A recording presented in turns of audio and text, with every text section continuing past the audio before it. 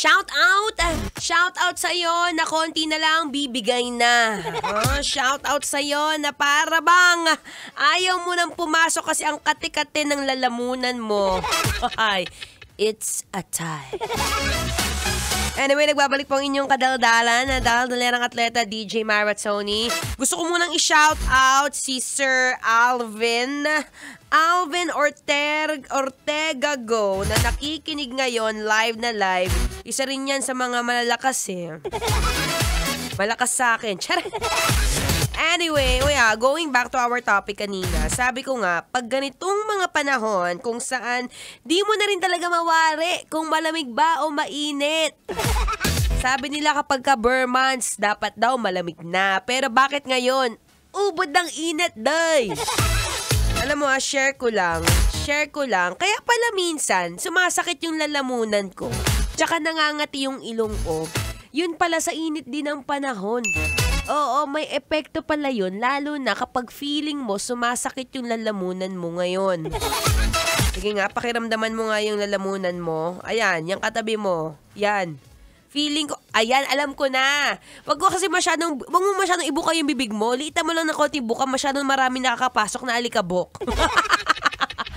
Pero yun nga, going back, kung trip na trip mo rin gusto mo sana ng malamig na ice cream. Gusto mo sana ng masarap ngayon, lalo na nag-iipo ka ng sticker ng Starbucks. Kaya lang, ang sakit ng lalamunan mo. Isa para sa mga rason dyan, syempre, baka nasosobrahan ka na sa malamig.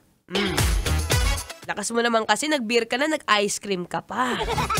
Alam mo kwento ko lang. Isa sa mga, pag makati yung lalamunan ko, syempre, ang tendency niyan, hindi ka rin makasyadong makasalita ng maayos. At bukod dyan, ang hirap din lumunok. Oo, ang hirap lumunok ng mga sabaw. Oy, kahit anong sarap ng luto ng nanay mo, hindi mo makakain yan kasi nga ang kati ng lalamunan mo.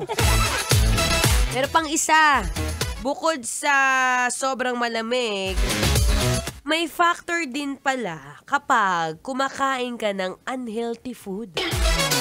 Oo, kaya pala sabi ko, well, actually, masarap din naman kasi kapag kumakain ako ng chicharon tapos sasamahan ko ng, ano yung tawag dun, yung bulaklak? Chicharon bulaklak. Yan, tapos sasamahan mo ng malamig na, soft drinks. Ay, perfect! Kaya lang, na-realize ko rin na habang tumatagal pala, pag nag-a-accumulate siya sa katawan mo, medyo may epekto rin pala sa lalamunan na Ay nako, ang hirap pagka, lalo na sa mga DJ. Ito ang puhunan namin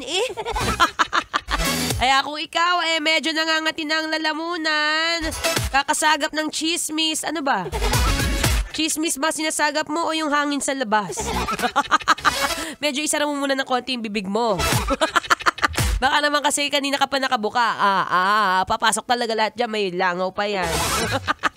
Siya kung nga bang nangangati ang lalamunan mo at hanggang ngayon para bang magkano ba budget mo para sa gamot? 500 lang. Ay nako, parang di kasya yan. Noche buena, kulang pa yan Kaya saktong-sakto, dito ka muna.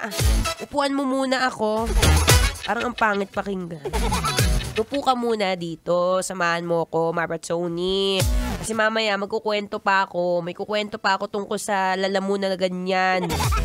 Lalo na ngayon, syempre ayaw natin na pupunta yung pera natin sa doktor-doktor. Hanggang ngayon, maaga pa lang, agapan na!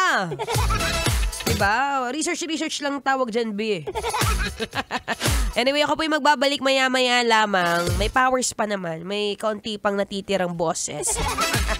So, dyan ka muna. Mag-relax ka muna. Bawas-bawasan ang pag-iinom ng malalamig. At saka, huwag muna masyado magchicharong bulaklak. Ako yung magbabalik. But for now, makinig muna ng Feel Good Music. Ngayong Feel Good Monday. Dito pa rin sa 90.7 Love Radio. Kailangan pa bang i-memorize yan?